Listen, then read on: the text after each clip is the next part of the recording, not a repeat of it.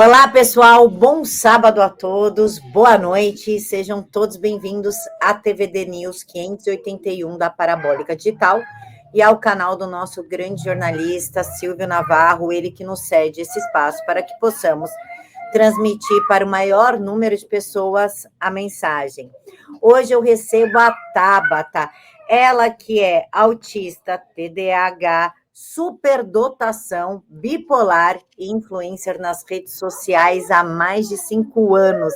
Tabata, boa noite, muito obrigada por aceitar falar conosco no sábado.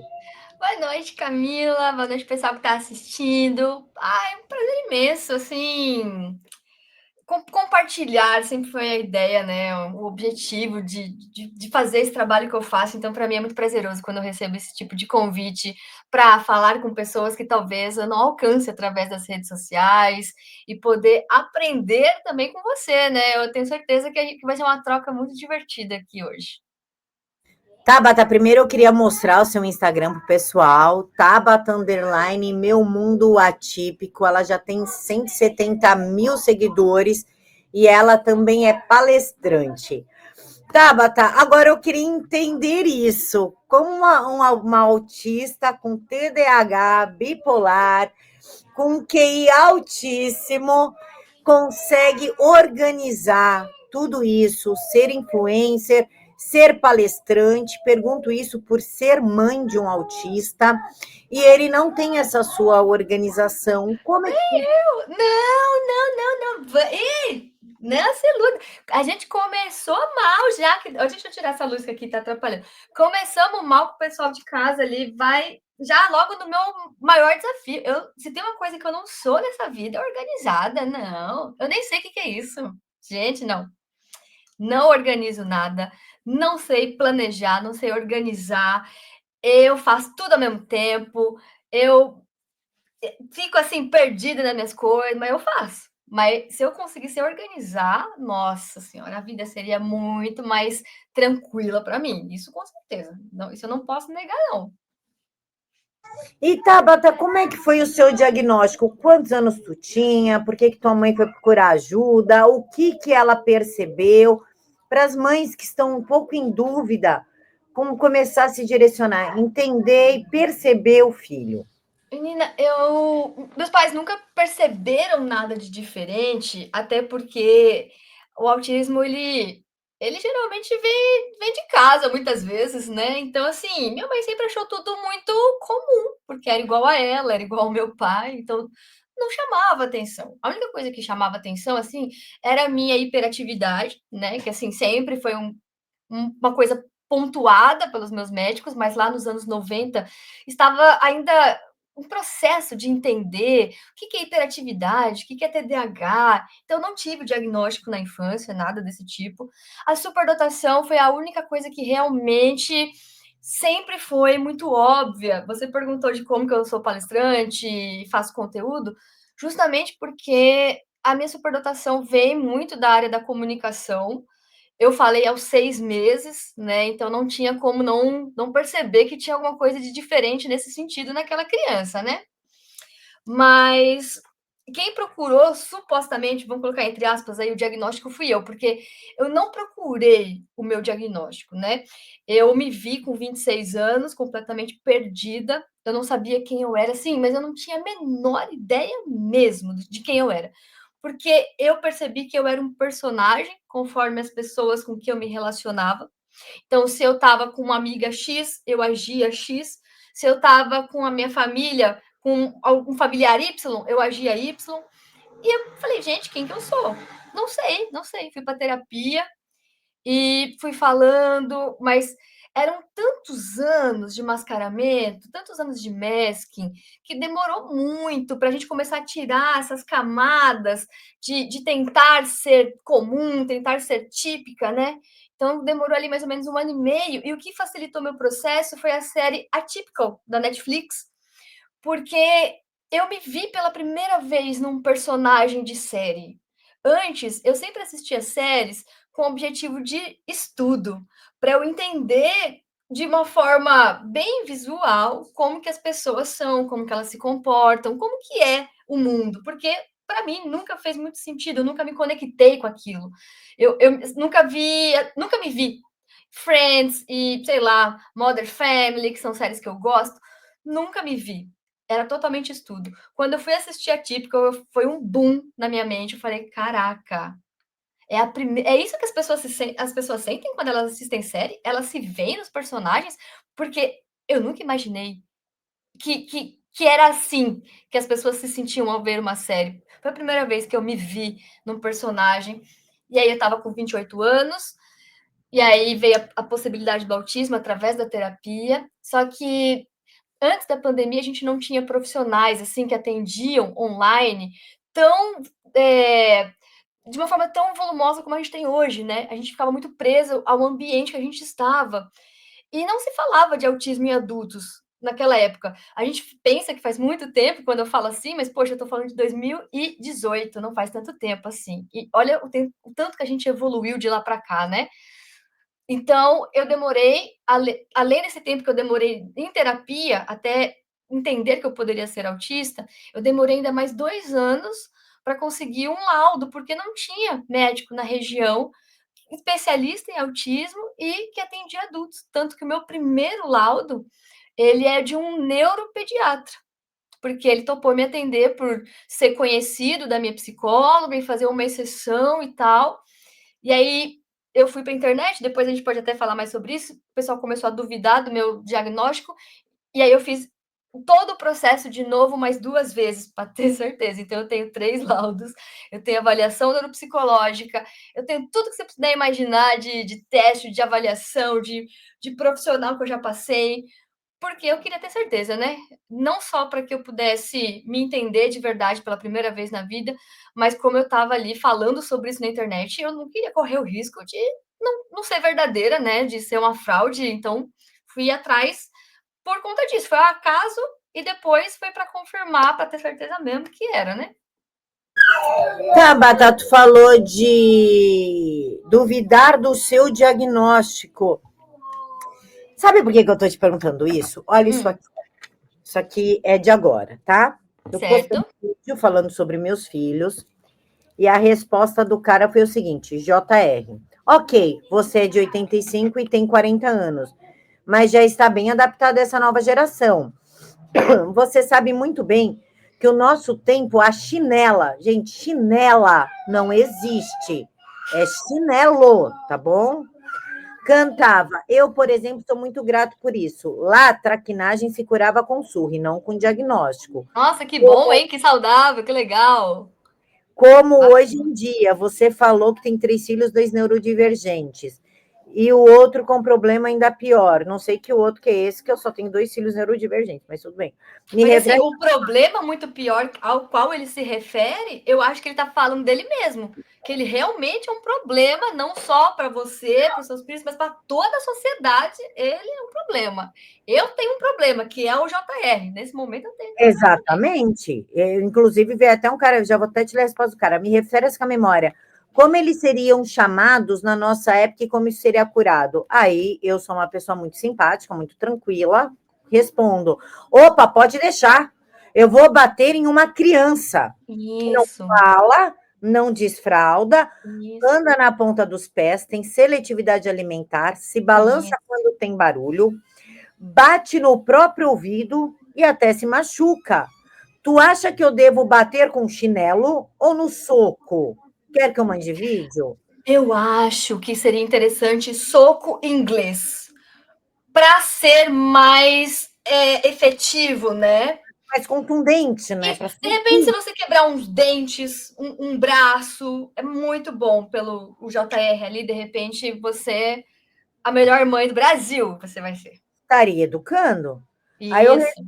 em relação ao outro, devo bater até ele ouvir direito, já que ele tem problema de processamento auditivo? Ai, Ou até sim. as sequelas da falta de oxigenação desaparecer do cérebro dele de tanto que ele vai apanhar? Será que é Isso. melhor colocar ele ajoelhado no milho? No milho? Isso. Que daí Ah, cura na hora. O milho cura na hora. Ele tira cura tudo, tudo, sai tudo, tudo, tudo. tudo. Eu sou autista TDAH bipolar porque a minha mãe errou. Ela me botou para ajoelhar na ervilha. Aí, não curei. Se Não foi. fosse no milho, eu não era nada disso. Foi esse erro. Ou talvez bater na cinta, como eu coloco, bater na cinta, ou descer-lhe o soco até o atraso cognitivo se curar na força do ódio. Peço Isso. a Deus que não te dê nenhum filho ou neto deficiente, é capaz de tu espancar a criança. É. E aí vem o Lunoti, que eu não sei quem é, escreve assim, ó, isso que dá a vir com esse papinho de geração Nutella. É esse tipo de bosta que você vai ter que ler sobre seus filhos também, porque tudo hoje em dia é frescura para esses lixos. Eu gostaria que tu, já que tá com 35 anos, né, vive há 35 anos com essas neurodivergências. Ai, não vamos lembrar, é muito tempo que eu convido. Ai, não quero, não. Eu queria menos. Eu queria, juro por Deus, que eu queria não ter nascido nos anos 90, menina. Porque eu fico tão feliz, né? Ontem eu conversei ali com a tua filha. É tão bom ver pessoas tendo aquilo que eu não tive, sabe? Eu brinco que eu tenho inveja e tal, mas faz a minha vida ter sentido, porque eu sinto que eu batalhei muito para contribuir, para que ela pudesse fazer as coisas que eu não pude. Não sei se você entende o que eu quero dizer, Sim, mas, claro. É a mas para Elise mim é muito isso. você nunca vai viver. É. Eu esqueci a pergunta, que eu fiquei aqui filosofando sobre nada a ver, eu esqueci. O que era mesmo? O que você, em 35 anos, que tu convive com TDAH, autismo, bipolaridade e uma inteligência aí acima da média, né? Superdotação. Como você se sente? O que você falaria para o JR ao ouvir um texto desse? O que você fala para os pais que têm esse tipo de pensamento? Menina, esse tipo de pensamento. Assim, eu já estou nesse trabalho há muito tempo, né? Eu tenho maior. Assim, a minha vida, a minha infância foi muito difícil, acho que a gente pode até conversar mais sobre isso, mas ela teve um lado bom, foi que eu sempre fui Nutella. Sempre fui Nutella. Lá nos anos 90, eu tenho o maior orgulho de falar que eu nasci em 1990 e noventa e eu nunca fui. Essa coisa raiz que a galera tanto bate no peito para esconder uma dor, muitas vezes, da violência sofrida. Eu sofri várias violências na rua e tal, mas eu nunca apanhei dos meus pais. Nunca, nunca, nunca. Eu nunca entendi que a violência ela é justificável quando você quer educar. Eu nunca entendi que o amor também é violência. Eu nunca entendi que pessoas que dizem que me amam, que me acolhem, também me batem. Eu nunca tive essas associações. Eu quero deixar claro que, pelo amor de Deus, que eu não estou julgando os pais lá, né, do passado, porque eu sei que também muitas vezes eles davam aquilo que eles podiam, que eles entendiam, né, também. Mas eu nunca passei por isso e eu me orgulho disso, sabe? Assim, eu agradeço os meus pais, porque eu posso bater de frente com muita verdade quando vem esse tipo de comentário. Porque esse comentário, ele é muito deprimente. Para mim, ele esconde uma dor imensa. Eu fico pensando o quanto essa pessoa sofreu a ponto de normalizar a violência que ela sofreu enquanto uma criança, de tal forma que ela está numa rede social, já enquanto um adulto, pedindo para você agredir uma criança. Olha o nível de destruição, ao meu ver, que essa pessoa se encontra a tal ponto de estar ali, perdendo o tempo dela para falar para uma mãe que ela tem que agredir o filho, porque isso vai curar. Olha como essa pessoa tem uma distorção completa do que é acolhimento, afeto, inclusão, diversidade. Ela tem tudo muito bagunçado nela. Então, esse tipo de gente me entristece pelo que você falou, porque ela pode ter um filho, ela pode ter um sobrinho, um neto, e eu sei que essa pessoa, provavelmente, ela vai dar aquilo que ela tem, que é a mágoa, o rancor, modificado ali, mascarado de orgulho, de violência me fez ser quem eu sou, então eu reproduzo a violência porque eu acredito nela, quando na verdade é uma dor. Porque se você não tivesse essa dor em você, você jamais gostaria de colocar ela para uma criança. Eu não consigo entender como a gente está em 2025 e a gente ainda, de alguma forma, acha normal agredir uma criança. A gente está entendendo que a gente não pode agredir mulheres, né? A gente não agride pessoas de idade. A gente também não deveria agredir homens, mas daí já é um passo mais longe, né? Porque a gente está evoluindo bem lentinho. A gente está entendendo que não pode mulheres, não pode idosos, não... mas uma criança pode? Um serzinho que não tem para onde fugir porque é dependente de você, que é menor que você, e nesse caso em questão que tem uma deficiência, que tem uma limitação. Você é tão perturbado que você acha ok e recomendado agredir não só uma criança, mas uma criança com limitações. Que crueldade é essa? Que tristeza pensar que existe uma pessoa com tamanha dor e que existe uma pessoa que reproduz essa dor para outras pessoas. É aí que me incomoda. Mas, para que eu consiga continuar meu trabalho, eu infelizmente tive que enrijecer um pouco.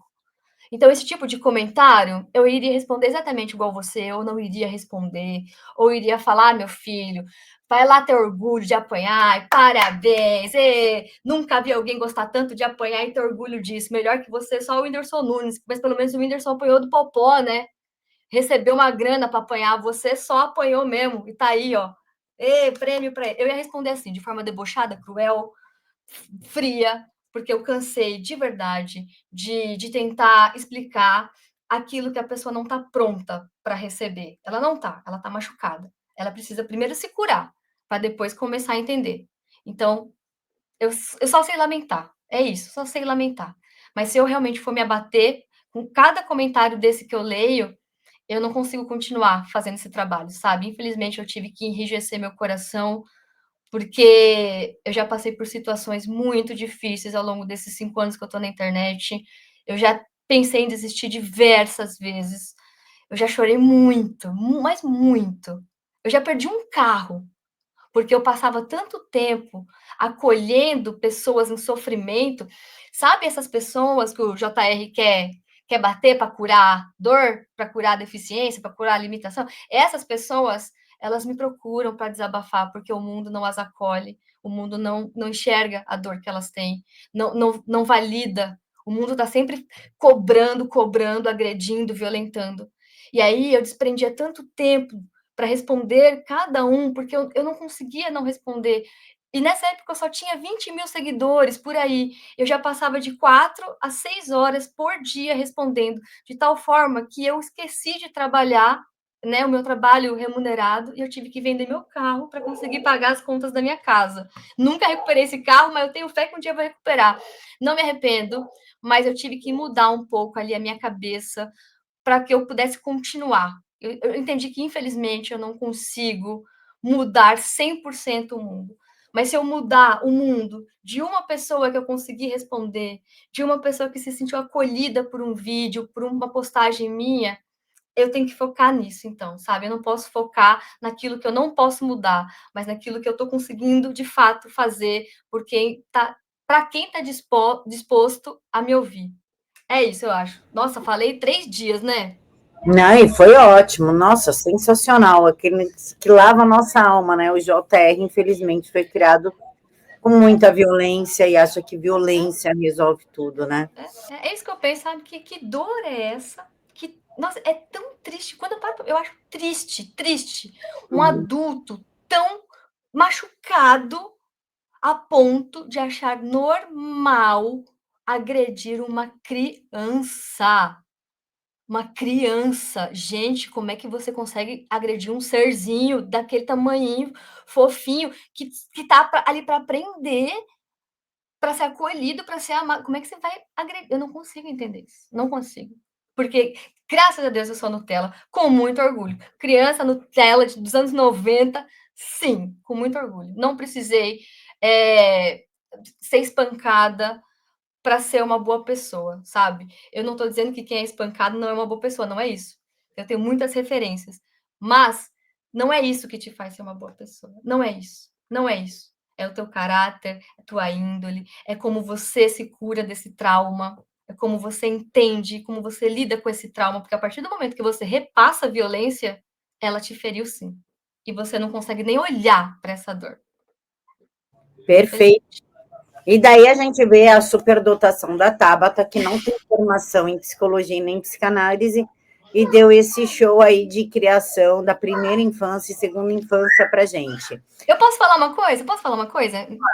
Só para complementar, você falou da superdotação, da psicologia, e sabe que eu sinto que eu fui obrigada a saber isso que eu sei?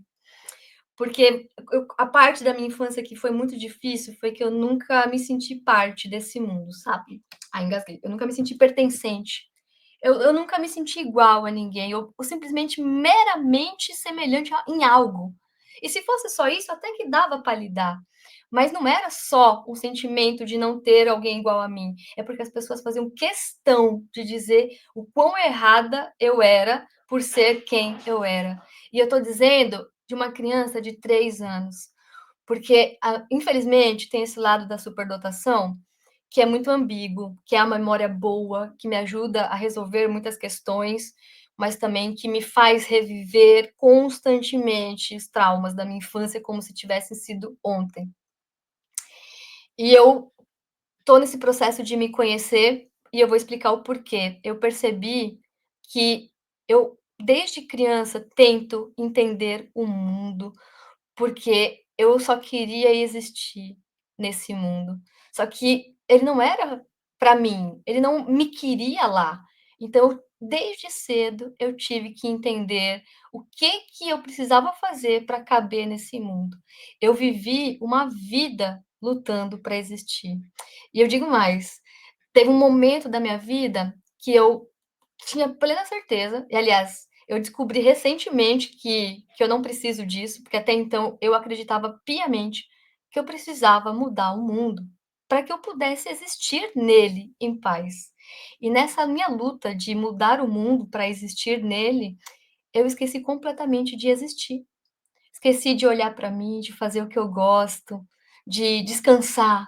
Eu nunca descansei, eu nunca estive assim, sem uma preocupação, sem entender um comportamento, sem analisar uma pessoa, sem estudar um desenho, sem estudar uma série, para ver como é que o mundo funciona. Então, assim, eu fico muito feliz de ter esse conhecimento sobre certas coisas que as pessoas elogiam, né? Poxa, que legal como você conhece muito de psicologia, de comportamento humano, etc. Só que, por outro lado, eu não sei se foi algo que eu quis, mas algo que eu precisei, sabe? Que foi uma ferramenta de sobrevivência. Porque esses dias eu me fiz essa pergunta.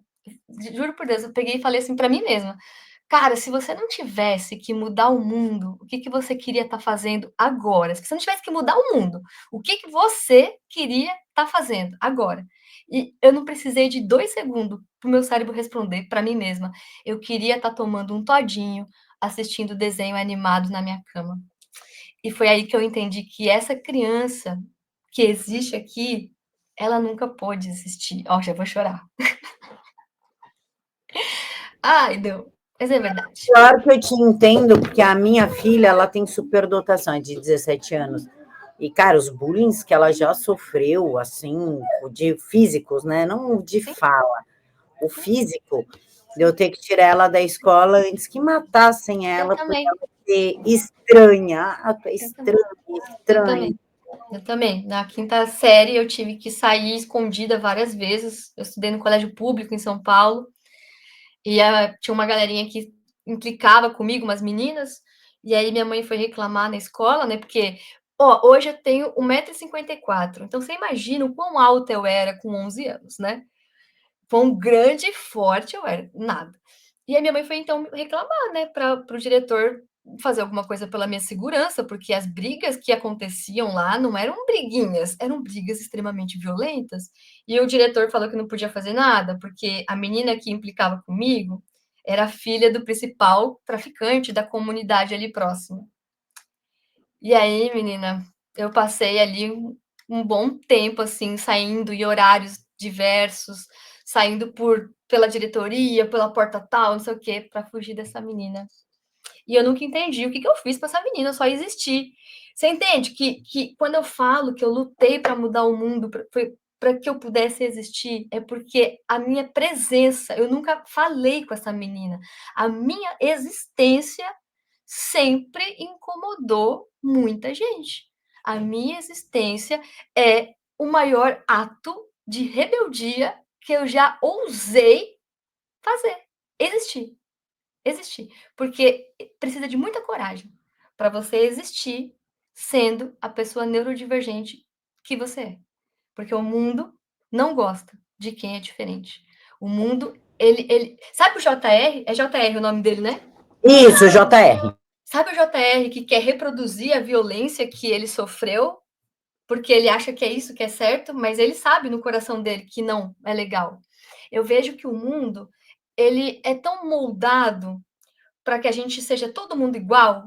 Ai, o mesmo procedimento estético, as mesmas roupas. Ai, saiu de moda, é brega, não usa mais. Usa esse, todo mundo com a mesma roupa, né?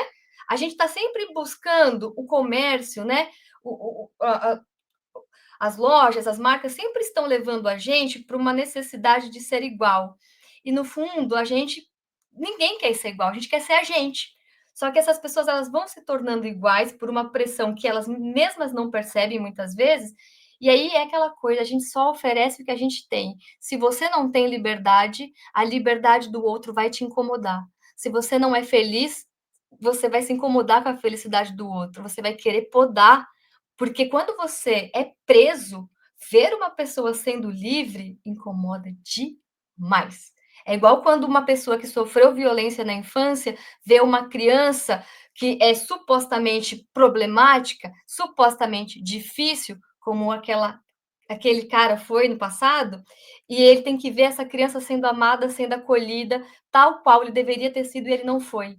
Você tá entendendo o que eu tô querendo falar? Assim, do tipo, as pessoas elas se ferem com o que o outro tem que você não tem, elas se incomodam com isso e elas querem te podar a todo custo, porque a sua alegria, a sua liberdade, o amor que você recebe dos seus pais ativa naquela pessoa que sofreu algum tipo de violência, ativa nela aquela dor que ela tanto tenta esconder, e aí você incomoda e ela tenta então te abafar. É isso. O neurodivergente, ele é um lembrete constante do quanto a sociedade é hipócrita, do quanto a sociedade escolhe se deixar de lado para fazer parte de um grupo, porque a necessidade de ser aceito é maior do que a necessidade de ser quem você é. Olha que doideira. Olha que doideira. E aí o neurodivergente, ele chega e ele é uma afronta para essas pessoas. Como você ousa não seguir as regras que a gente inventou e segue só porque alguém disse que sempre foi assim? Como que você ousa isso? Como que você ousa querer ir com uma outra roupa num casamento? A gente já definiu as roupas de casamento. Aí você pergunta quem definiu? Não sei. Por que definiu? Não sei também por que escolheram essa. É assim, sempre foi assim. Você tem que. As pessoas elas acham que a gente tem que. E o autista, o TDAH, o bipolar, um borderline, a gente não tem que nada.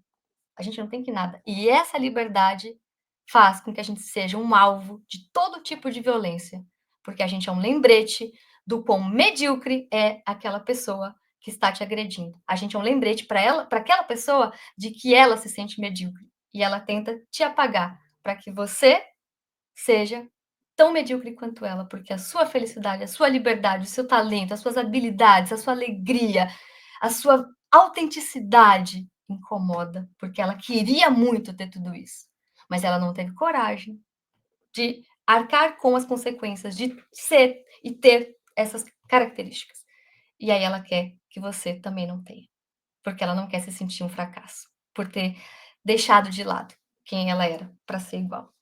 É isso. Lidem com o fato de que vocês são ruins com a gente, porque vocês são ruins com vocês mesmos.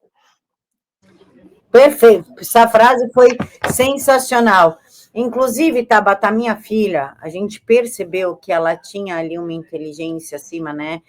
Um modo de viver a vida diferente muito cedo, porque ela começou a falar antes de 1 ano, com 3 anos ela já estava completamente alfabetizada, lendo, teve que pular sério, que foi um grande erro meu ter autorizado isso. Você achou ruim? Você pode falar sobre isso, por favor, para a gente trocar uma experiência, se não for ruim? Ela pulou a série da 4ª para a 5ª série, E aí, então ela não fez a quarta, ela foi da Tá. terceira para a quinta. E você acha que Ó, foi ruim para ela? um bullying pesadíssimo, pesadíssimo, a ponto dela chegar a pensar em tirar a própria vida. Isso é Bem muito novinha. triste. Isso é muito triste, porque, olha só, nos anos 90, a gente não podia pular série, né? Então, a escola era muito ruim para mim, porque eu nunca gostei já. E aí eu não tinha estímulo, eu achava tudo uma grande besteira, as crianças eu achava tudo infantil. Eu não tinha o que fazer lá, não tinha estímulo. Eu queria muito ter pulado de série, porque eu não tinha essa percepção que você me trouxe agora, dessa possibilidade. E veja que triste que é. Nós estamos sempre sendo podados, seja porque a gente não tem o material adaptado para a nossa realidade, na nossa faixa etária, na nossa turma, ninguém adapta nada para a gente, então a gente fica lá de lado, desatento, perdendo de aprender, de desenvolver as suas habilidades. O mundo sempre tenta nos calar, porque daí, então vamos mudar de turma. Só que aí a gente cai naquilo que eu acabei de falar. Como que você vem aqui, mais nova do que eu, sendo melhor que eu? Você é um lembrete constante de como eu me sinto medíocre, então eu vou te silenciar, porque você me lembra o quanto eu me odeio. Porque se eu não me odiasse, se eu me amasse, se eu visse valor de verdade em mim, eu não iria me importar que você fosse feliz. Eu iria adorar que você se amasse, porque quem planta amor quer que as outras pessoas também possam colher desse amor. Quando você dissemina ódio, é porque você se odeia. E olha que triste. A nossa vida é um eterno ter que agradar os outros, porque os outros estão sempre perturbadinhos com a nossa existência. A gente leva a culpa de coisa que a gente não tem culpa. Nossa, eu fico indignada. Olha que ranço que eu fico. Aí agora não, né? Faz uns 2 anos que ela está estudando em um outro colégio objetivo, e Que ela é legal. uma das melhores alunas do estado, Nossa, né? do Estado. Ela é muito boa em tudo. E Não aí é? entra, Tabata, um negócio que eu acho muito engraçado. Por ela ter, assim como tu, esse cérebro de alta performance, as pessoas cobram que ela seja um gênio em tudo. Um gênio em física, um gênio em química, matemática, que ela descubra a fórmula, que ela faça, sei lá eu, um foguete voltar de ré e para frente, fazer baliza, Ela passa por isso? e ela não consegue, por óbvio, e aí, então, meio que tentam rebaixá-la. Ué, mas você não é tão inteligente? Como é que tu não consegue fazer isso? E eu queria que tu falasse um pouquinho sobre o cérebro de alta performance, que na verdade não é um gênio mundial, né? São habilidades específicas. Mas eu vou te falar que eu acho que as pessoas sabem disso. Quando elas te exigem cada vez mais, não é porque elas querem te ver brilhar mais, mas você pode ter certeza que ninguém que cobra do outro, sabendo o quanto aquilo pode ferir o outro, pode causar uma frustração, uma sobrecarga. Você entende que quem age dessa forma não está agindo de boa intenção, porque ela sabe o quanto ela está prejudicando aquela pessoa? Ela age como uma grande falsa que ela é, onde ela finge que te apoia, onde ela finge que acredita em você, só para te ver não conseguir e falar: "Ai, olha lá, você não é tão inteligente, né? Achei que você fosse mais. Esperava mais de você". Que deprimente, que deprimente. Quer dizer, no fim do dia é sempre a mesma coisa. É difícil ser autista? É. É difícil TDAH? É. É difícil superdotação? É. Mas é muito mais difícil as pessoas. Porque se não tivesse esse comportamento cruel, medíocre, violento, a gente poderia ter uma outra realidade. Outra, porque daí a gente teria só as nossas questões para lidar. Porque o que eu vejo é que a gente tem as nossas e as dos outros. A gente está tendo que entender o mundo o tempo todo, porque o mundo não se esforça minimamente para se conhecer e aí se amar e aí parar de atacar o outro. Não, o mundo não está nem aí. O mundo só quer repassar a dor que cada um carrega em si para o outro. Porque é muito mais fácil. você machucar alguém do que se curar das suas feridas. É muito mais fácil. E o superdotado, ele não aceita essa mediocridade. Ele não aceita injustiça. O superdotado, ele sente tudo com uma intensidade que eu demorei para entender que as pessoas não eram todas assim. Eu nunca entendi por que eu era chamada de chorona, sensível, exagerada, fresca, mimada. Eu sempre fui invalidada por sentir de forma intensa. Mas eu acho que é justamente isso que me faz ser eu. Eu sinto de forma intensa, como praticamente todos, né, todos não, muitos superdotados sentem. E eu acho que é isso que faz a gente ainda ter alguma esperança de que a gente vai mudar esse mundo para que a gente possa existir nele. Se a gente não puder existir, que os próximos que estão por vir existam por nós. Deixar um legado, sabe? Eu acho que essa chama, essa, por revolução, pelo certo, pela justiça, pela verdade, pelo preto no branco, é essa intensidade que a gente vê as coisas que faz a gente ainda ter força para lutar, sabe? Que mantém a gente ali buscando, porque a gente não assim, não é possível que o fim seja esse. Não é possível que a vida seja tão medíocre por conta de pessoas medíocres. A gente tem esse ímpeto de, poxa, cara, vamos tentar melhorar, vamos tentar, vamos para cima. E é frustrante demais. Porque é o tempo todo maldade. O superdotado, ele, cara, é difícil o autista, porque o autista é o esquisito. O TDAH é o descompromissado, é o que não tá nem aí para nada, é o bagunceiro, relaxado, ai, oba-oba. Mas o superdotado, ele é o, entre aspas, tá, gente? Não significa isso, mas é assim que as pessoas entendem. Ele é mais inteligente. O superdotado, ele é o melhor. Isso fere pessoas medíocres, isso fere pessoas mal resolvidas. Ela não quer que ninguém do lado dela seja melhor que ela. Ela aceita até mais o autista, porque, ai, coitado, ai, um doentinho, um esquisitinho, ai, vamos fazer um bullyingzinho, mas ai, só para rir da cara do bobo. TDAH, ai, vamos rir, chamar ele de louquinho, esquecido, relaxado. Agora, o superdotado, ele desperta uma ira nas pessoas, porque as pessoas veem ele como alguém melhor que elas, e é quase que imediato a necessidade que as pessoas têm de nos quebrar de alguma forma. Você acha que você é melhor que eu? A gente nem falou nada. A gente só está compartilhando uma informação que nos faz feliz. A gente só está dividindo uma habilidade que nos faz feliz com o mundo.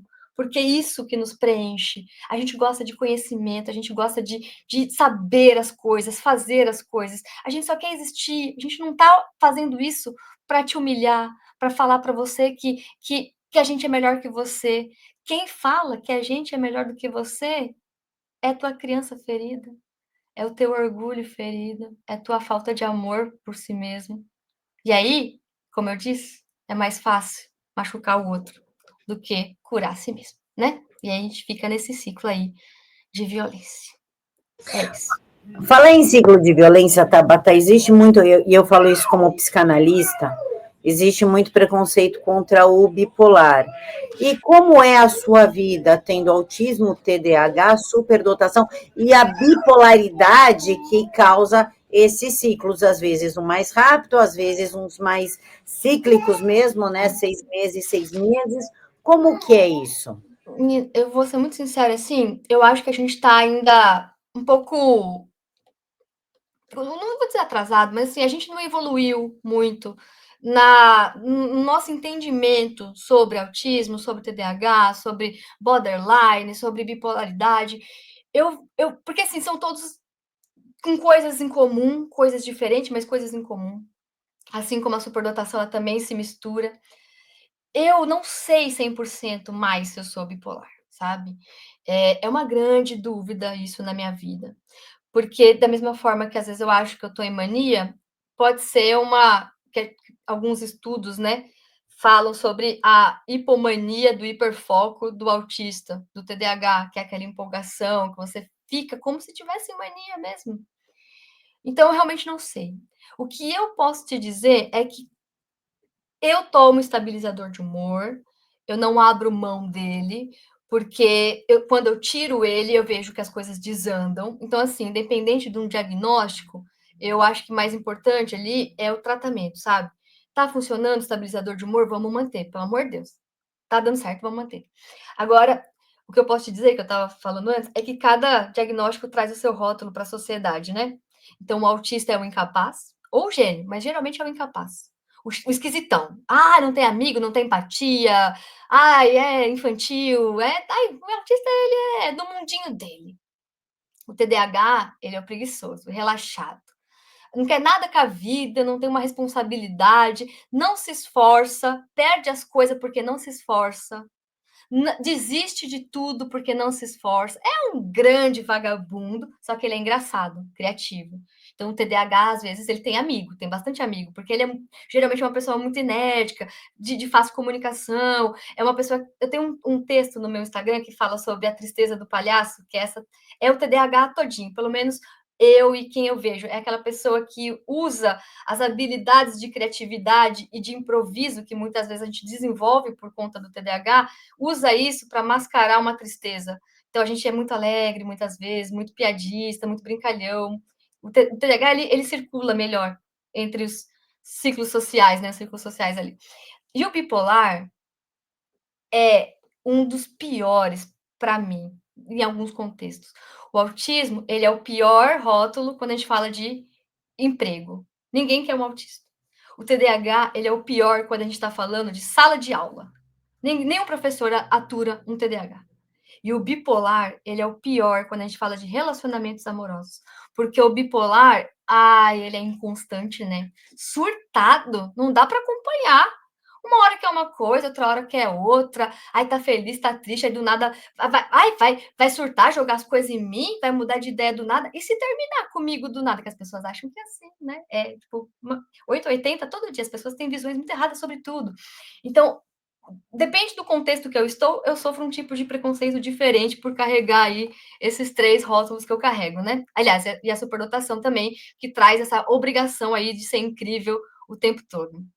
Mas acho que é isso, cada um, sabe? É um peso diferente num cenário diferente.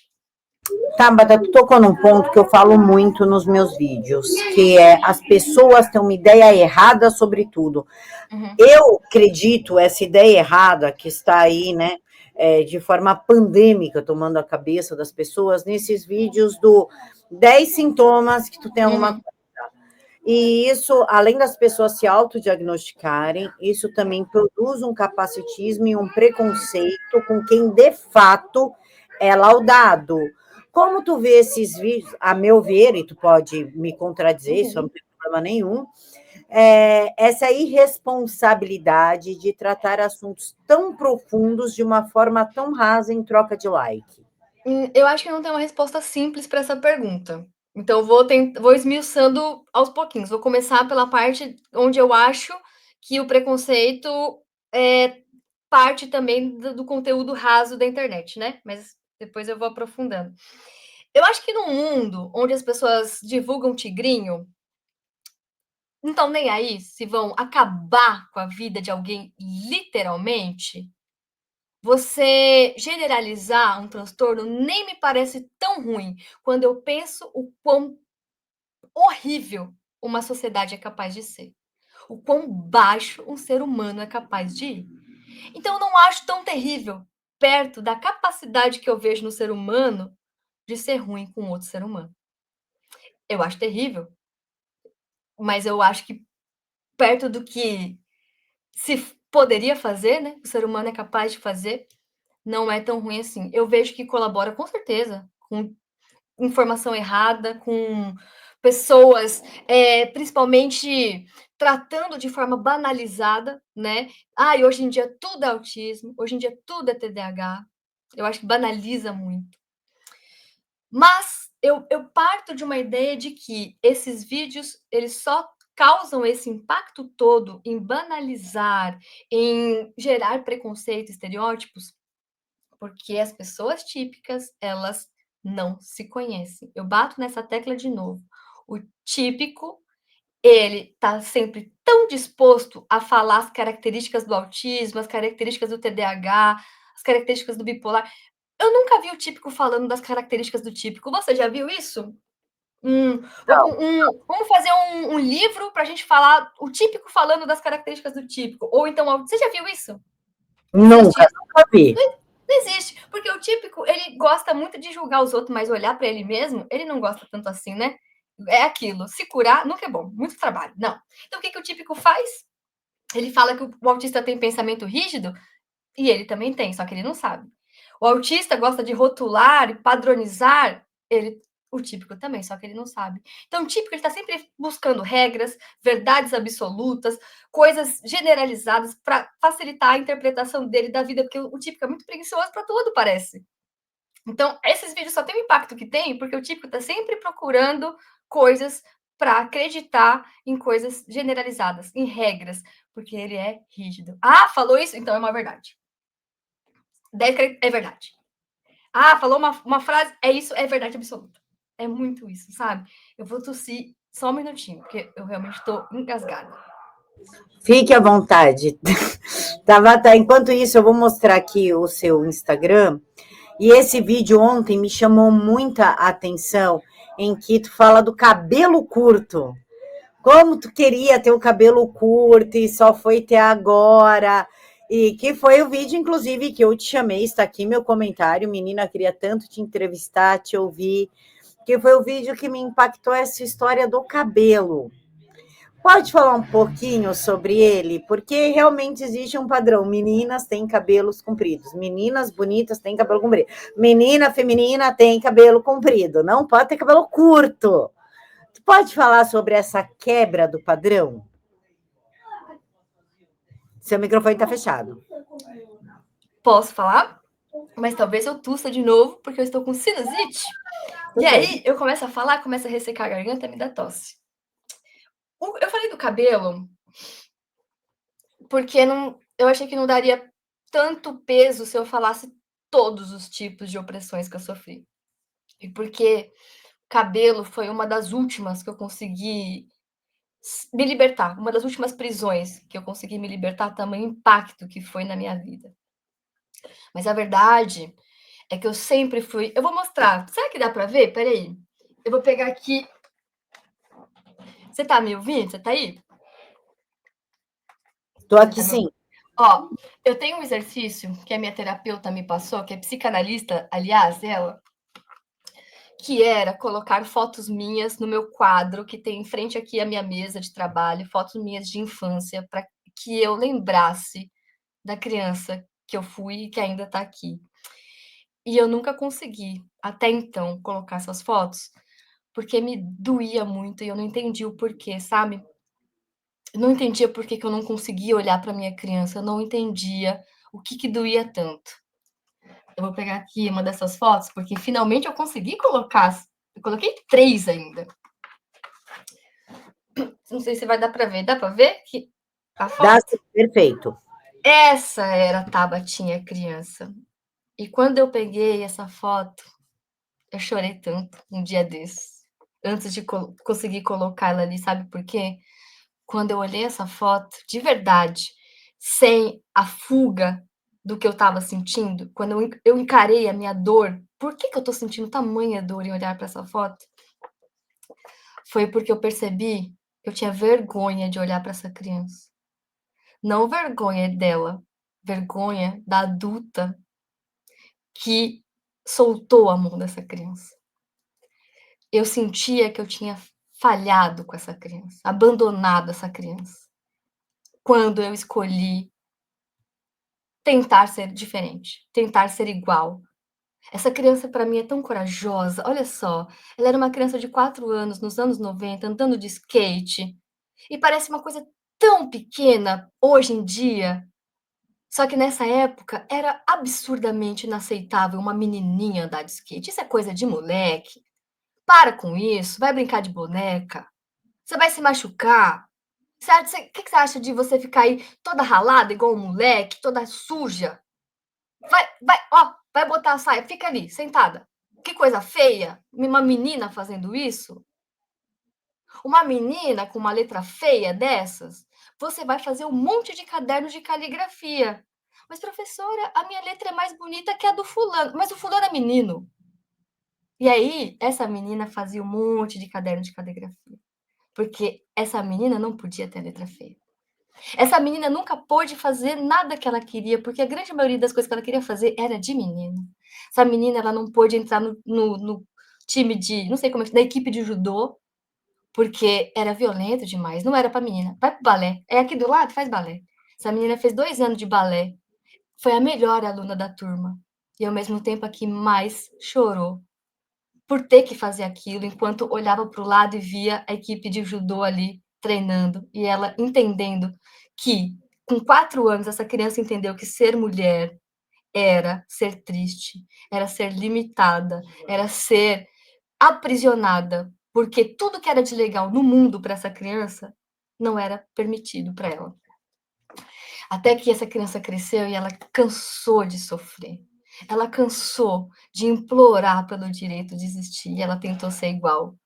E foi aí que eu não consegui olhar para ela, porque eu senti que essa criança, sendo uma criança, nos anos 90, ela fez muito mais por todo mundo que mora aqui. Essa criança, ela lutou sozinha. Essa criança, ela foi corajosa demais. Essa criança que ela é incrível. Poxa, olha como ela é sensacional. Olha só, como que essa criança, vou te mostrar mais uma. Ela não era digna de validação. Ela não era digna de amor. Ela não era digna de existir. Olha essa criança aqui, com a roupa que ela montou de motocross, porque ela viu na TV, aí ela pegou uma luva do pai, ela transformou um bonezinho que ela tinha num formato de capacete, ela recortou esse boné e transformou num capacete como se fosse de motocross. Essa criança era incrível. E eu me senti um fracasso por ter soltado a mão dessa criança. E é por isso que o cabelo representa essa essência desse vídeo, sabe? Porque o cabelo foi uma das últimas coisas que eu tive coragem de enfrentar. Que eu fiz por essa criança, sabe? Mas parecia tão pouco perto de tudo que eu tinha deixado para lá, por me sentir covarde diante de uma sociedade que queria me oprimir e eu aceitei, sabe? Eu cortei o cabelo, foi muito significativo. Esses dias até chorei com as mensagens que eu recebi, assim, fiquei lendo as mensagens de adolescentes que se inspiraram no meu corte. Posso ler um relato? Eu salvei. Eu posso ler? Gente, eu já chorei tanto porque eu comecei a ressignificar a minha relação com a criança que eu fui. Eu comecei a não ter mais vergonha, eu pedi desculpa para ela, mas eu também reconheci o que eu, enquanto adolescente e adulta, fiz por nós. E eu entendi que a minha história foi muito difícil, foi muito dolorida, foi de muita luta para existir, mas hoje eu posso ver meninas tendo acesso a coisas que eu não pude. Sabe por quê? Porque eu lutei para que ela tivesse, não sozinha. Tinha várias Tábatas espalhadas pelo mundo. Eu só não as conhecia. No meu mundo eu era sozinha, mas eu sei que tinha várias. E a gente sofreu, a gente deu muitas vezes a nossa saúde mental, a nossa vida por isso. Mas pelo menos que esse sofrimento tenha tido um propósito, sabe? Ele não foi 100% em vão. Eu preferia que ele não tivesse acontecido. Mas já que ele aconteceu, que ele tenha trazido algo de bom. E o algo de bom é, por exemplo, quando uma mãe me manda um relato como esse: Tabata, eu amei o seu corte de cabelo e me inspirei em você para cortar o cabelo da minha filha. Eu estava com um probleminha com o cabelo dela e não sabia o que fazer. E vendo seus vídeos, me veio o seu corte de cabelo. Ai, já quero chorar de novo. Me lembrei do seu relato, o quanto foi libertador para você, onde você se encontrou. Aí já quero chorar de novo. Gente, vai, consigo. E eu também comecei a lembrar que quando ela era mais novinha, o cabelo dela era curtinho e era lindo. Inclusive, a foto do meu perfil, ela tá com ele curto e bem cacheado. Aí eu falei, pronto, é isso. Aí hoje eu vendo seu stories, ela viu e ficou apontando para o cabelo dela e começou a rir. Acho que tá aprovado o corte. E ela amou. Eu não preciso falar mais nada. Eu sofri, mas foi por um motivo, sabe? Teve um resultado ainda. Teve algo de bom, ainda que em meio a tanta dor. É isso. Inclusive, Tabata, tá falando do seu perfil do corte de cabelo. Hum. Quando eu me vi mãe atípica, né? Que é o diagnóstico do meu filho, embora a gente já desconfiasse, já estava investigando isso há quase um ano, o laudo final saiu em fevereiro. E aí foi quando falei, tá, ok, vamos aceitar, lógico que a gente chora. Gente, não sejamos hipócritas. Ninguém pega um laudo e comemora desse, entendeu? Ninguém, nenhuma mãe. Né? Não vamos tentar romantizar algo. Chorei pelo o que ele não vai ser, chorei pelo que ele vai passar na vida, chorei por ele estar no mundo que não se encaixa, por um dia eu vou morrer e ele vai ficar, enfim, chorei. E aí eu fui buscar perfis no Instagram para me ajudar, para me apoiar. E aí eu só fui tipo, mano, uma coisa pior que a outra. Aí É começa esse mesmo. desespero. Aí começa, meu Deus, meu filho vai ser assim, meu filho vai ficar assim, meu Deus do céu, e agora eu nunca mais vou poder morrer, o que eu faço? Uhum. Vão trancar na garagem, vão fazer um acontecer. E aí eu acho o seu perfil, que é leve, que é instrutivo, que nos dá uma direção, que nos apoia, que nos abraça, que é um perfil real, que mostra as dores, que mostra as conquistas, mas sem aquele peso sufocante do pavor que te petrifica. E nesse meio todo, eu ainda te descobri palestrante. Pode falar o porquê do perfil, por que tu criou o perfil e como saiu de um perfil para ser palestrante? Eu gostei de criar conteúdo. O Instagram não é o meu primeiro trabalho na criação de conteúdo, é que antes era um lazer, né? É que o Instagram acabou crescendo e virando alguma uma forma de trabalho. Mas eu sempre gostei de criar, de roteirizar, de fazer histórias, de escrever textos. Já tive um monte de blog, fotologs, canal no YouTube. O que você imaginar, desde criança, eu gosto muito disso. Então, quando eu recebo o meu laudo, aos 30 anos, e o médico fala para mim: "Ó, você é autista mesmo, mas não fala para ninguém não. Deixa assim, melhor não falar nada. Não precisa contar para ninguém". Eu, que vivi uma vida inteira me escondendo, sendo aprisionada para agradar todo mundo, vivendo escondida para que não me machuque, tanto nessas questões do que eu gosto de fazer, quanto da minha sexualidade, que também era uma coisa que eu estava descobrindo nessa idade. E aí, quando eu finalmente entendo que eu não sou as coisas horríveis que as pessoas passaram a vida falando que eu era, que na verdade eu sou autista, TDAH, bipolar, eu não vou falar sobre isso? Eu vou me esconder de novo? Como que as pessoas vão entender que autistas existem, trabalham, casam, namoram, vivem, se a gente está na caverna, escondido, com medo da violência? Como que o mundo vai lidar com a gente se a gente está escondido? A gente não aprende a lidar com aquilo que a gente não está vendo. A gente não aprende a respeitar aquilo que a gente não sabe nem que existe. E eu falei, eu vou continuar me escondendo? Me esconder por quê? Eu não tenho nada de errado. Como assim? E daí eu fui pra internet, foi isso. Porque eu falei: "Não, não vou".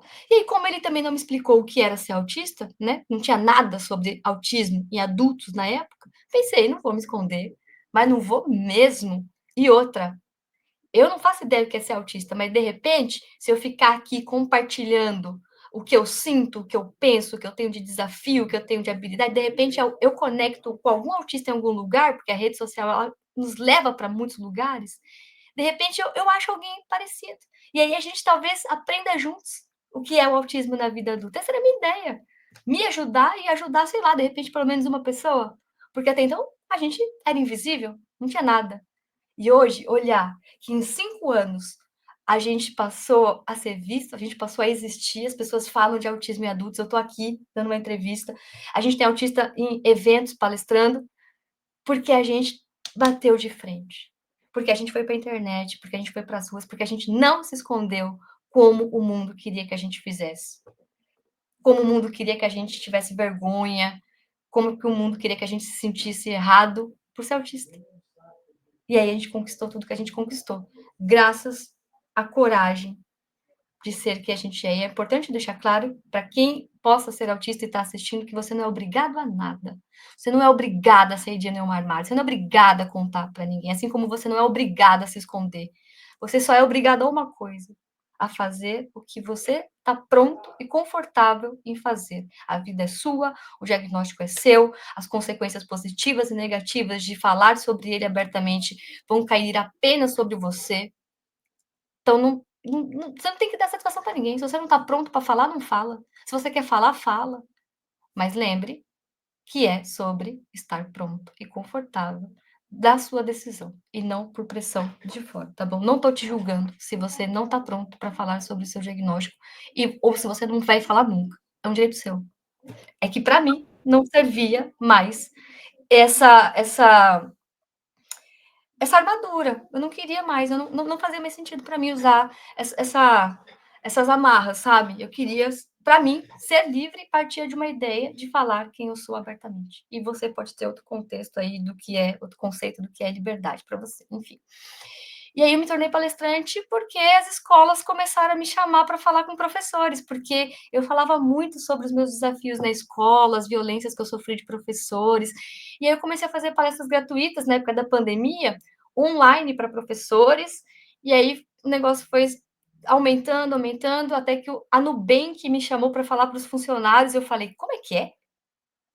Calma, eu estou saindo de uma pessoa que não consegue um emprego no mercado tradicional, que não consegue um CLT por ser autista, eu estou saindo disso para ser uma pessoa autista que vai falar numa empresa sobre acolher outros autistas. Cara, isso é uma responsabilidade, isso é uma porta imensa que está se abrindo. Eu vou abraçar. E foi assim. Então, não tem muito tempo que eu faço isso. Acho que é desde 2023 aí que eu faço palestras presenciais. E na pandemia eu fazia essas online, gratuita ali, que me deu experiência, me deu ali uma base para hoje eu ter uma palestra muito legal, que eu me orgulho muito, eu fico muito feliz quando eu vejo pessoas rindo, pessoas chorando nas minhas palestras, se identificando, sendo acolhidas, eu vejo a respiração de alívio diante de algumas falas, e isso para mim é furar a bolha da internet, né? É você alcançar públicos diferentes, é você poder ter esse contato humano próximo. É muito especial para mim, é um trabalho que eu gosto muito de fazer.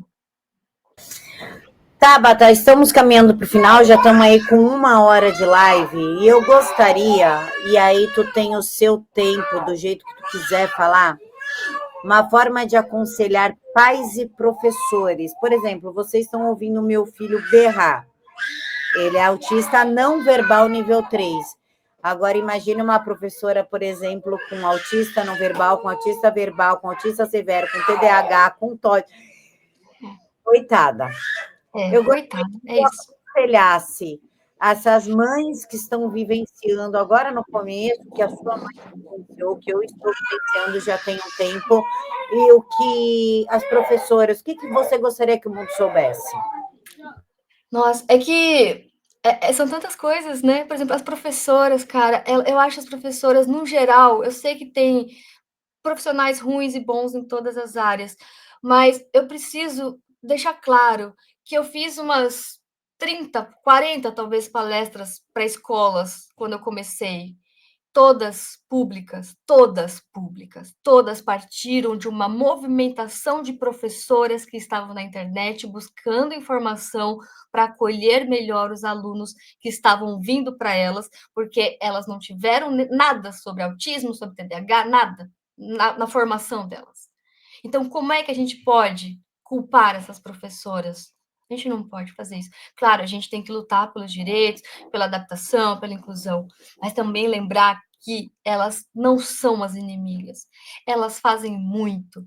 E eu vou falar a verdade, para mim, as inimigas muitas vezes são escolas particulares, porque elas têm as condições e geralmente são as que negam matrícula.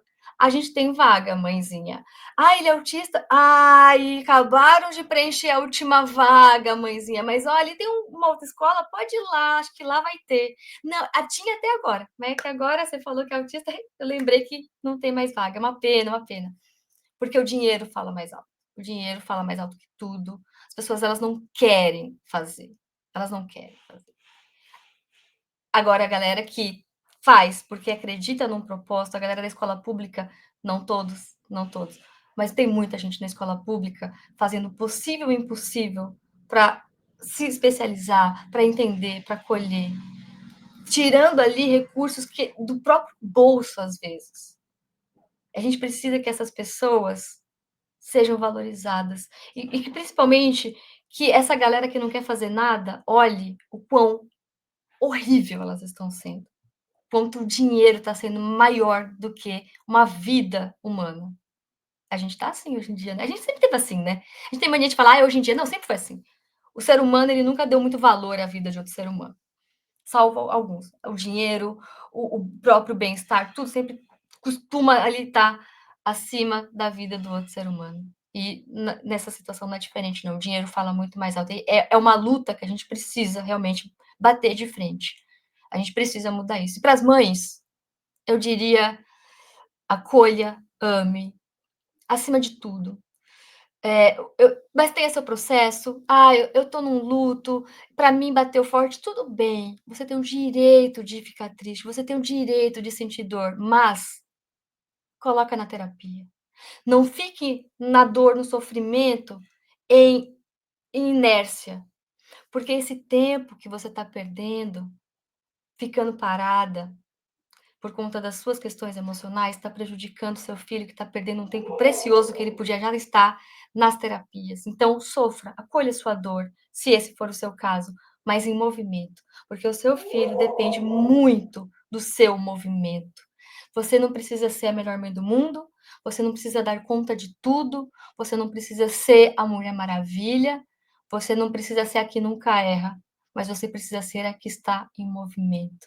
Seja tentando acertar, entendendo quando erra e tentando melhorar, levando em terapia, acreditando em potencial, ajudando no que é possível. Sempre o movimento. É o movimento que transforma a vida do autista junto com o amor. Porque de nada adianta terapia, e leva aqui, leva ali, se você não tem o carinho, o afeto, um porto seguro no seu lar, na sua família. É fundamental. E a gente fala de mães porque é tão automático na nossa sociedade, né?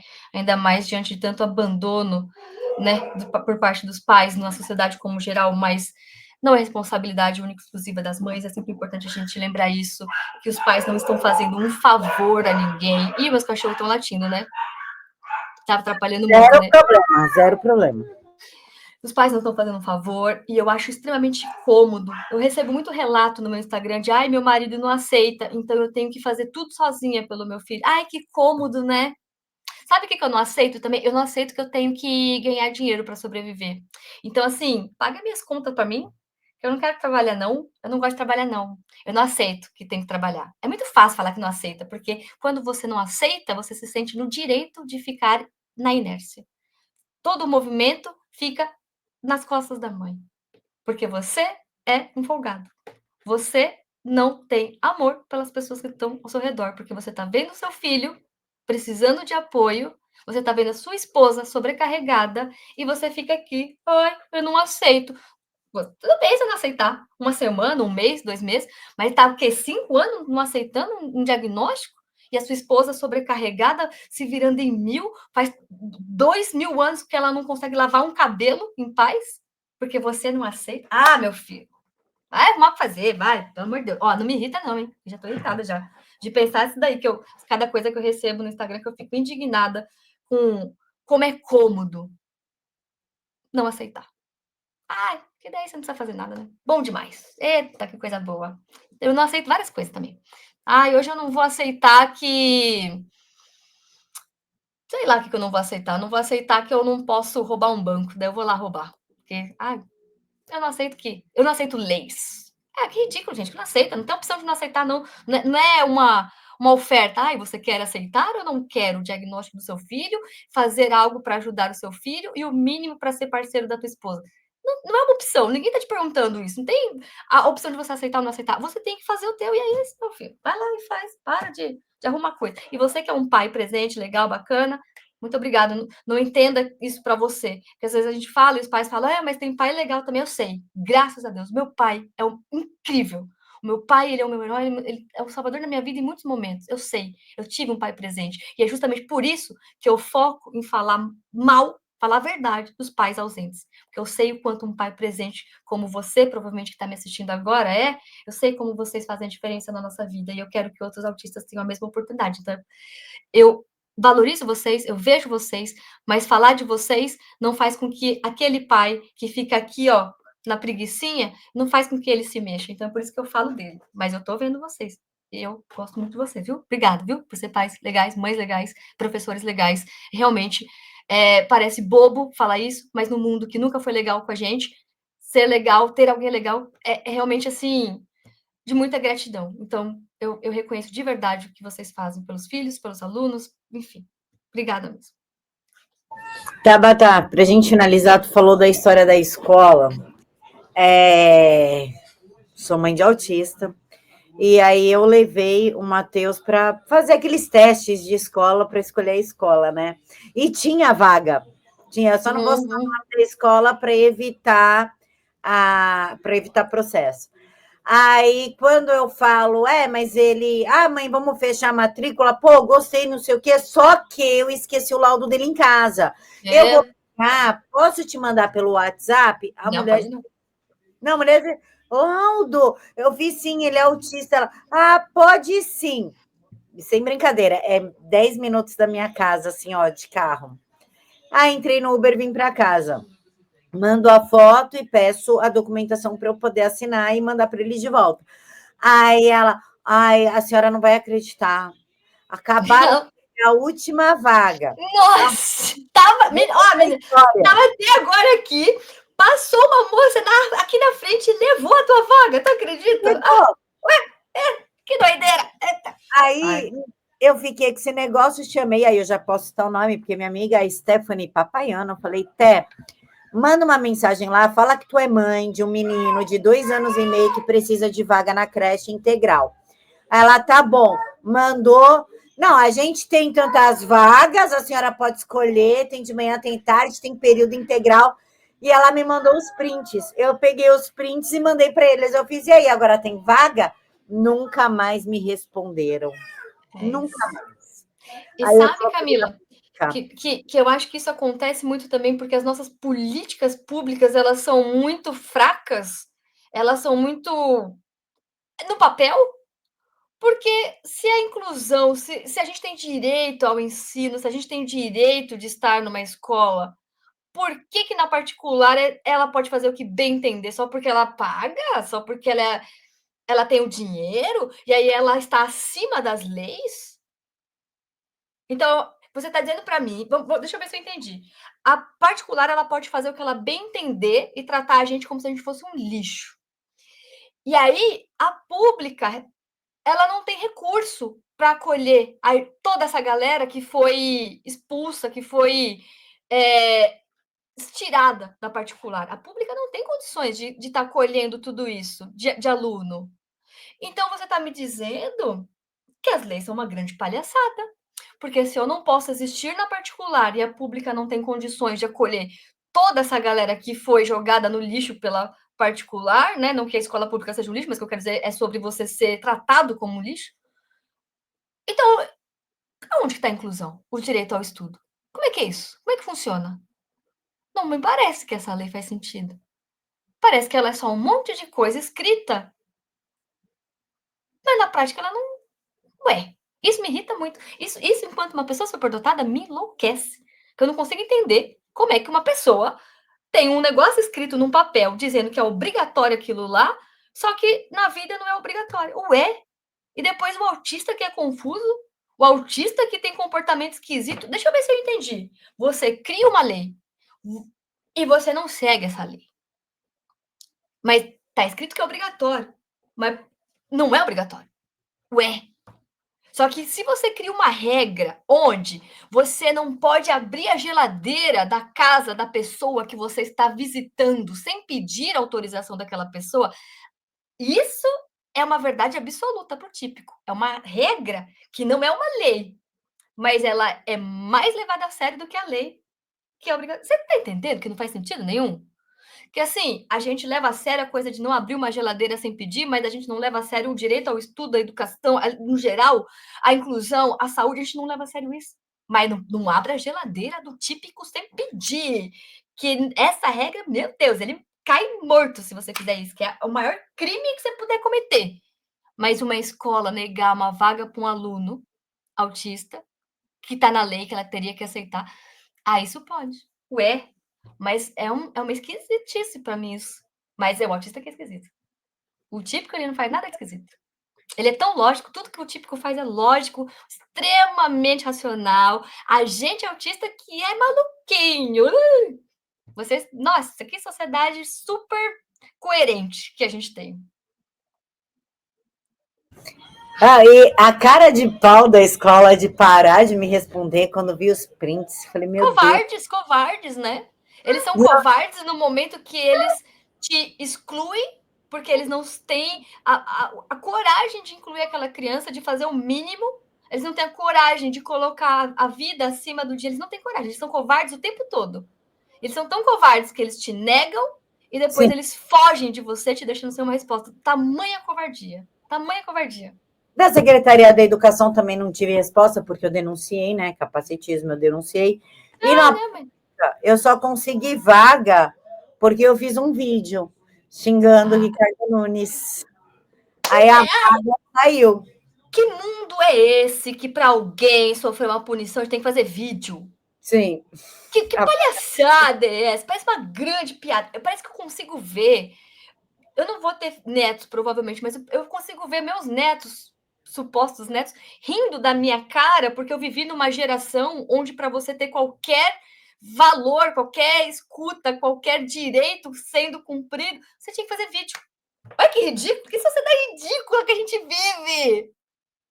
Olha, eu quero aqui, que meu filho seja aceito na... o TikTok, aqui a dancinha, eu quero que meu filho seja aceito na escola, é assim que funciona, aqui, opa, meu filho quer uma vaga, aí o político fala, epa, ela fez a dancinha, ela gravou vídeo, vamos dar a vaga, porque isso o Brasil não pode aceitar. Uma mãe que faz um vídeo, ela precisa de uma vaga de verdade. Isso muda tudo. Ai, gente, pelo amor de Deus, olha que surto coletivo é esse que a gente vive. Nossa, vão rir muito da gente no futuro. Político só funciona quando ele é exposto. Quando ele é pressionado, quando tu abre um vídeo e fala, não tem aula, não tem sala de aula, Ricardo Nunes mentiu. Vrau! Surgiu a vaga. Ridículo. Ai, um exemplo. Capacitismo é crime. Homofobia é crime. Quem que foi preso por isso? Mas nem a cesta básica às vezes você paga. Que crime é esse? Que não... Ué? Por que então perde tempo escrevendo? Economiza seu tempo. Vai fazer então dancinha na internet. Se você, para cumprir a lei, a mãe tem que fazer a dancinha na internet, é porque o político gosta de dancinha na internet. Então, ao invés de ficar fazendo lei inútil, grava TikTok. Será que você gosta tanto? Fica lá, vai se tratar, garota, sai da minha bota, fica lá. Não perde tempo fazendo lei que não vai servir para nada. Isso me irrita, não faz sentido nenhum. Para que você vai fazer isso? Só para falar que tem, que besteira. Nossa, eu fico indignada. É resposta para o eleitor. Eu fiz a lei. Se não cumprem, não é problema meu. Não, e aquelas leis que não dizem nada com nada. Tipo assim, uma lei... Esses dias eu estava lendo uma que tinha a ver também com a questão da pessoa com deficiência, né? Que o pessoal do governo me pediu para dar uma lida. Era uma lei para falar que tinha uma lei. Basicamente era isso. Esta lei decreta que existe esta lei. Que é uma lei. Que decreta. Toma. Eu não entendi nada. Que lei é essa? Que não garante nada, não promove nada. É só uma lei para falar que tem uma lei. Gente, não perde esse tempo. Vai fazer a dancinha no TikTok, que é muito mais proveitoso do que escrever uma lei para falar que ela é uma lei. Não faz sentido para mim isso. Ué, o Romário não chancelou o Dia do Autista quando já existe o Dia do Autista, só que ele achou que tinha que colocar que existe a lei do autista, que já é comemorada, o Dia do Autista. Olha, eu nem posso falar mal do Romário, porque às vezes eu acho que é só ele que trabalha de verdade para fazer umas coisas, porque eu não consigo entender, gente. tudo que vem de pessoa com deficiência parte do Romário. Umas boas, outras propostas aleatórias, mas parece que é só ele, gente, que eu vejo. O que os outros estão fazendo? Dancinha no TikTok, às vezes é isso. Estão gravando vídeo para o X, para engajar no X. Ai, aí é bom, eu gosto também. Para fazer trabalho de jornalista, que é o nosso. Aí vem Isso o... é bom, isso é bom. Prioridades. Ele já pega o nosso dinheiro para sobreviver, para viver a vida na Babesca, agora que é o nosso emprego, que eles sempre passam notícia. Olha aí, coisa boa, né? É para o povo. O político tá para servir o povo. Não sei qual povo, talvez seja o povo do mar, a que a gente não entendeu. Talvez fosse o outro povo, não a gente. O povo marítimo, de repente é isso. Uma dificuldade nossa, erro nosso, hein? Peço até perdão aí. Erro de interpretação nosso. Isso, erro nosso, com certeza. Com certeza. Porque um político jamais erraria com a gente. Se alguém errou, é o povo. Porque sempre a culpa é do povo. É a gente que tá errado. É, porque o político é o santo. Ai, graças a Deus. Amém!